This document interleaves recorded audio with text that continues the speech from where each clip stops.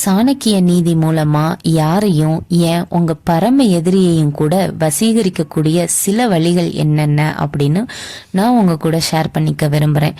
சாணக்கிய நீதி அப்படிங்கிறது இன்னைக்கும் வாழ்க்கையில பல்வேறு அம்சங்கள்ல, குறிப்பா அரசியல், பொருளாதாரம் மற்றும் தனிப்பட்ட உறவுகள்ல ரொம்ப பெரிய வழிகாட்டியா விளங்குதுங்க.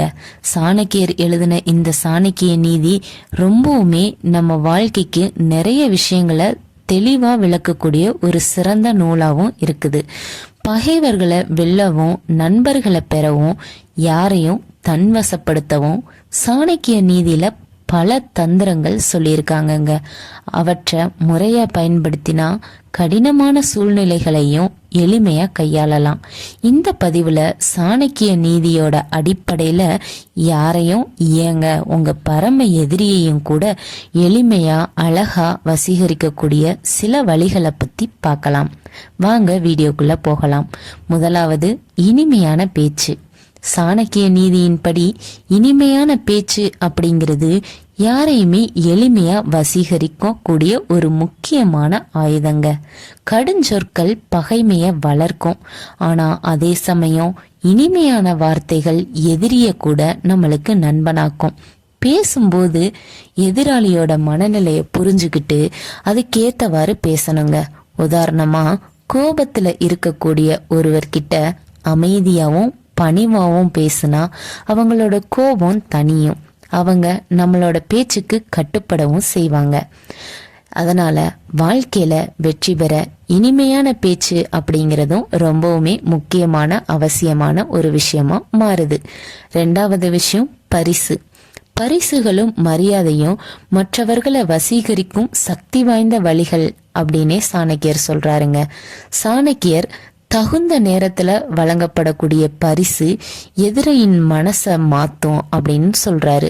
மரியாதை அப்படிங்கிறது வயசுல மூத்தவங்களை மதிக்கிறது மட்டும் இல்லைங்க, அனைவரையும் சமமா மதிப்பதை குறிக்குது. ஒருவருக்கு உரிய மரியாதையை கொடுக்கும்போது அவருக்கு நம்ம மேல ஒரு நல்ல அபிப்பிராயம் வரும். அதனால பரிசு அப்படிங்கிறது நம்ம வாழ்க்கையில வெற்றியடைய ஒரு முக்கியமான வழியாவே இருக்குதுங்க. மூன்றாவது விஷயம், வலிமை.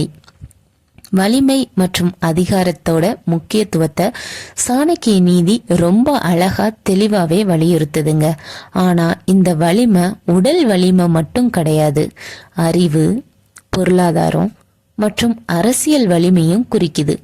சரியான நேரத்துல தன்னோட வலிமையை வெளிப்படுத்துறதன் மூலமா ஒரு நபர் எதிரிகளை எளிமையா வெல்ல முடியும். அதிகாரத்தை நியாயமான முறையில பயன்படுத்தும் போது அது மற்றவங்க மனசுல நம்ம மேல ஒரு மரியாதையையும் பயத்தையும் உருவாக்கும். அதனால வெற்றி பெறுவதற்கு வலிமை அப்படிங்கிறது ஒரு இன்றியமையாத விஷயமா மாறுது. நான்காவது விஷயம், தந்திரம். ஆமாங்க, சாணக்கியர் தந்திரத்தை ஒரு முக்கியமான ஆயுதமா சொல்றாரு. சில நேரங்கள்ல நேரடியா மோதல் செய்வதை விட தந்திரமா செயல்படுவது ரொம்பவுமே சிறந்ததுங்க. உதாரணமா, பலவீனமான ஒரு நபர் தன்னோட எதிரிய நேரடியா வெல்ல முடியாது அப்படின்னா தந்திரமான வழிகளை பின்பற்றி அவரை எளிமையா வெல்லலாம். தந்திரம் அப்படிங்கிறது புத்திசாலித்தனமா செயல்பட்டு காரியங்களை சாதித்துக்கிறது மட்டும்தாங்க. வாழ்க்கையில வெற்றி பெற தந்திரமா இருக்கிறதும் ரொம்பவுமே அவசியமான ஒண்ணு.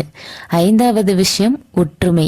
ஆமாங்க, சாணக்கிய நீதி ஒற்றுமையின் முக்கியத்துவத்தை ரொம்ப தெளிவா வலியுறுத்துது.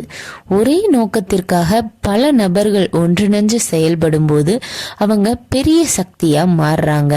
ஒற்றுமை எதிரிகளை வெல்லவும் கடினமான சூழ்நிலைகளை சமாளிக்கவும் உதவுது. ஒருவருக்கொருவர் உதவி செய்து கொண்டு பொதுவான இலக்கை நோக்கி பயணிக்கிறது வெற்றிக்கு வழிவகுக்கும்.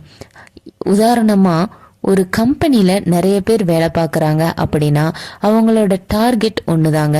அந்த டார்கெட்டை நோக்கி எல்லாருமே ஒன்றிணைந்து செயல்படும் போது வெற்றி அப்படிங்கிறது எளிமையா கிடைக்குங்க. இந்த 5 விஷயங்களையும் நம்ம வாழ்க்கையில பயன்படுத்தும் போது நம்ம எளிமையா ஒரு வெற்றியாளரா மாற முடியும். சாணக்கிய நீதியோட இந்த 5 வழிகளையும் நாம முறையா பயன்படுத்தினா யாரையும் ஏங்க உங்க பரம எதிரிய கூட எளிமையா வசீகரிக்க முடியும். ஆனா இந்த தந்திரங்களை தயவு செய்து தவறான நோக்கங்களுக்காக பயன்படுத்திடாதீங்க. இந்த வீடியோ உங்களுக்கு யூஸ்ஃபுல்லா இருந்தது அப்படின்னு நீங்க நினைச்சீங்கன்னா மறக்காம நம்ம வீடியோவுக்கு ஒரு லைக் பண்ணிட்டு நம்ம சேனலை சப்ஸ்கிரைப் பண்ணிக்கோங்க.